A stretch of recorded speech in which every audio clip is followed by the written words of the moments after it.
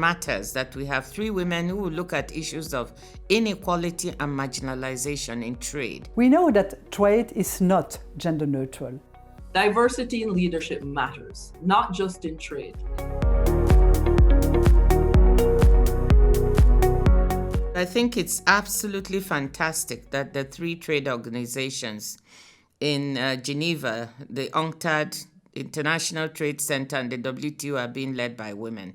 Beyond the symbolic significance, I think it matters that we have three women who will look at issues of inequality and marginalization in trade and bring the marginalized populations to bring micro, medium, and small enterprises, bring women into the mainstream of trade. It shows that we, women, are in the highest decision-making roles, and this contributes to changing the narrative of how women are perceived and seen.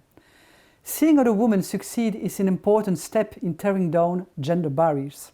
But it is not only a signal. I am convinced that the new female leadership has implications for the outlook for global trade and trade policies. We know that trade is not gender neutral. It affects women and men differently. For instance, there are patterns that lead women to be employed in sectors with lower value addition, less technologies, less opportunities for learning.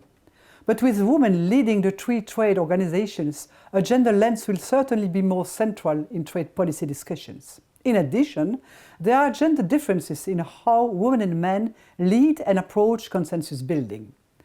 For instance, women are more likely to ensure that negotiations actually happen at the table and not on the golf course. This ensures that the voices of women are heard. Women tend also to be more empathetic and socially conscious. This leads to prioritizing different issues and taking different perspectives. Women are also more future-oriented, possibly because we have not been part of past debates, nor are we nostalgic for a past that was not such a great place for women. But my hope is that being a woman in this position will soon no longer be newsworthy. Three women leading the three trade organizations is not just important symbolically, but it is transformational and it is historic. And it's a long time coming. This sends important signals on gender equity, especially given the underrepresentation of women in leadership positions. Diversity in leadership matters, not just in trade. By including diverse perspectives, approaches, and knowledge, and by including women in the decision-making processes, we can be better equipped to look at old problems with a new lens, identify new risks, devise new solutions, and find new partnerships. But the most important element is delivery and results. And I'm convinced that all three of us simply want to get down to the critical business at hand and work to rebuild multilateralism, build resilience, and work for all constituents all over the world.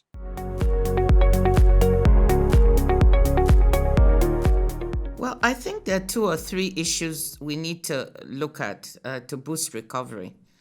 The first is the health aspects of recovery. It's absolutely a top priority for me that we should look at how to make equitable and affordable access to vaccines, therapeutics, and diagnostics happen.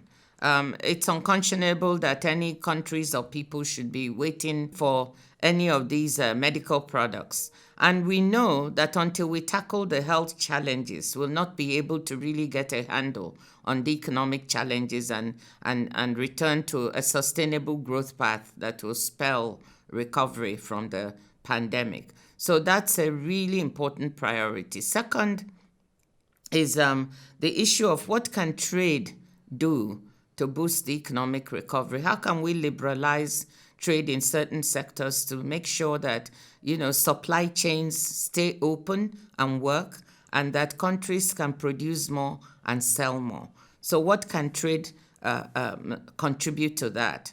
It's a priority for me that export restrictions and prohibitions that have been put by countries during this time of the pandemic be dropped or minimized or phased out very quickly so that we can have a freer flow of goods and intermediate inputs. So those are two top priorities that I think we need to focus on to boost economic recovery. Quel que soit notre sexe, notre première responsabilité ensemble est de veiller à ce que nos institutions contribuent à faire du commerce un véritable outil de relance, en particulier pour les pays, les groupes et les secteurs qui ont payé le prix fort de la pandémie. Ma priorité est que tout ce que nous leur fournissons comme analyse, données, soutien technique et intergouvernemental leur permette d'orienter leur relance vers des secteurs et des stratégies plus inclusives et plus vertes.